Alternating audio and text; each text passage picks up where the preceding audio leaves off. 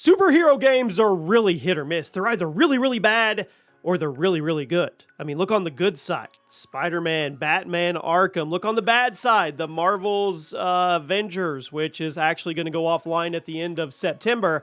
And the good ones are really awesome. It's safe to say that we wouldn't have all the great superhero games today if it weren't for Rocksteady's Batman Arkham trilogy.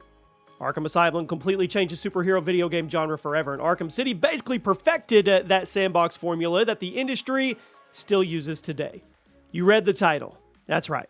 Batman Arkham Remastered. I know, later games like Arkham Origins and Knight, they didn't get the same critical praise, but then again, Arkham Knight looks as good today as it did when it came out in 2015.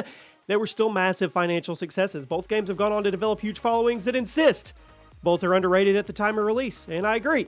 I definitely think Arkham Knight was judged too harshly upon release, and now Arkham Origins launched in a very bad state, but the patch version is awesome. The feature's arguably the best story in the world of the entire franchise. If you haven't played Arkham Origins in the last few years, I highly recommend going back. Give it another try because it's unique compared to the rest. The story's more grounded, the portrayal of Gotham City, it's gritty, it's dirty, just like the comics.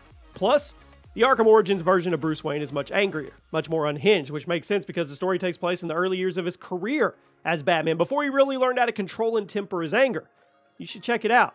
So, why are we talking about this? Well, the Arkham series is one of the most important in gaming history because the insane influence it had over the world of third-person superhero games. So it's pretty sad to see where it's become. Today, we're going to go over everything that we know about the state of the Arkhamverse, including what we're going to be doing, where we're going, and the steps Warner Brothers could be taking in order to course-correct the franchise and make sure it doesn't completely fall apart next year. You let me know in the comments what you think WB needs to do in order to save this franchise, and they need to do something.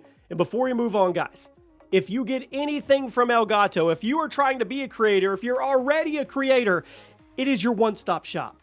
Mics, cameras, capture devices, Steam Deck, Stream Decks, lights, green screens, mounts, it goes on and on. The link is at the top of the description. Definitely go shop. So it goes without saying that the state of the Arkhamverse is pretty pathetic. The last major video game release was Arkham Knight. Like I said, that was in 2015. The next game on the schedule is Suicide Squad Kill the Justice League, which it was hit with a huge delay earlier this year due to the insane backlash that the community gave for its trailer. The Arkham franchise is known for excellent single-player action and storytelling, but somebody at Warner Brothers thought it would be a fantastic idea to turn it into a full-price live service game that looked like a bad imitation of Destiny 2 or The Division. All that rather than the kind of game people would expect from Rocksteady. Suicide Squad is perhaps the least hyped AAA game coming out next year. And at this point, there may not be any saving it. Even if Rocksteady were to completely overhaul the game, remove all the live service elements, the damage has been done. There's simply no way that game can be converted into something that is going to generate the kind of buzz and positive energy needed to make it a success. Warner Brothers kind of screwed themselves with this one, and they know it, which is probably why the Arkham trilogy was announced for the Switch so quickly after the delay of Suicide Squad. But what happens after Suicide Squad? How is Warner Brothers going to pull this IP out of the ground? Well, it was recently reported that the higher-ups at WB are of the opinion that the DC Universe has been severely underutilized in the gaming industry, and I agree with that. I wholeheartedly agree with that. Aside from the Injustice series, the DC Universe hasn't had any major video games since the conclusion of the Arkham trilogy, and I don't understand it. I mean, the Arkham games were some of the most acclaimed and best-selling of their time. So it doesn't make sense why Warner Brothers just stopped greenlighting them after 2015. We know that there was actually going to be a Suicide Squad game in the late 2010s, but it was canceled during development, or actually it was canceled before development even started, or maybe after it restarted. I don't know, it's a mess. I mean, the version shown off earlier this year was like that. So, the Arkham universe has been severely underused in the gaming world, despite being a huge success in the early 2010s, and Warner Brothers is seemingly trying to course correct. Granted, Suicide Squad Kill the Justice League is not going to be the universal restart that they're hoping for, but what about after? The point is, we all know it's going to flop, at the very best. Be a financial disappointment, Warner Brothers is going to need to do something in order to get the Arkhamverse back on the menu. Some alleged leakers and some industry insiders have claimed that Rocksteady is toying with the idea of reviving the planned fourth installment in the Batman Arkham franchise, titled Arkham Legacy. For those out of the loop, Arkham Legacy was reportedly in development at Rocksteady in the late 2010s, and work seemingly began after the original version of Rocksteady's Suicide Squad game was canceled. The general consensus seems to be that after Arkham Knight, Rocksteady got to work on their original vision for Suicide Squad, which was canceled before being restarted as a live service game, which you're probably going to get. they were toying with early ideas of a fourth Arkham game that would be referred to as Legacy. Now, it's unknown what this game would have been like, but many major characters from the Arkham trilogy were planning to make returns. Obviously, nothing ever came of the Legacy plans, real or not, but some alleged leakers are claiming that Warner Brothers has officially greenlit a new Arkham game, and it's likely that Rocksteady is going to be back to the Arkham Legacy drawing board and essentially just pick up where they left off so they can get the game out as soon as possible. Now, are those reports true? Was Arkham Legacy ever real in the first place? We don't know.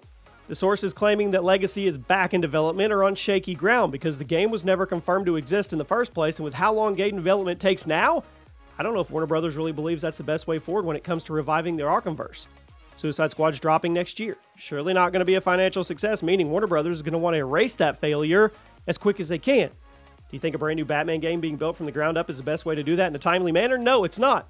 Now, I absolutely believe there is going to be another Batman Arkham game in the near future. That's essentially inevitable at this point. Warner Brothers knows how much money they can make off another Arkham game, and Batman just in general.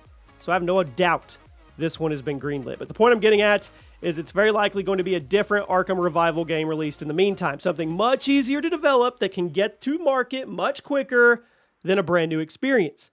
For years now, there have been rumors floating around about some kind of Arkham Asylum re-release, a remake, a remaster. Now, obviously, Asylum and City were remastered once for the PS4 and the Xbox One, but many fans agree that these initial remasters didn't do a whole lot when it came to spicing up the visuals or improving the performance. In fact, many Arkham fans still prefer the original versions of those games over the remasters, which is not a good thing.